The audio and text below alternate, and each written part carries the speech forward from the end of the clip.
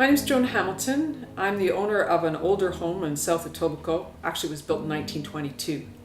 And my building relationship with the Sosna Inc. team began almost 10 years ago when we had a flood in our basement. Just to give you a little bit of history, first of all, it was the basement that we had renovated, and then we were so pleased with that we had our upstairs redone, and then a bathroom upstairs, and then the main floor and the kitchen, and on until most recently a two-story addition at the back of the house.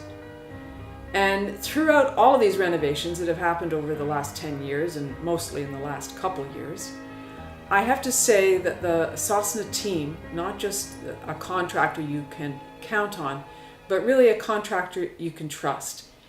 And I would say that about each and every one of them on the team. I'd particularly mention the designer Olga, who has had amazing ideas and has given me great advice. The same way the workmanship of each of the team members has been truly phenomenal. As we went through so much from, as I say, a flood to renovating a kitchen, one of the most difficult pieces, to a two-story addition. It's all been wonderful. And each and every time, I can only say that this is truly a company and a team that you can count on.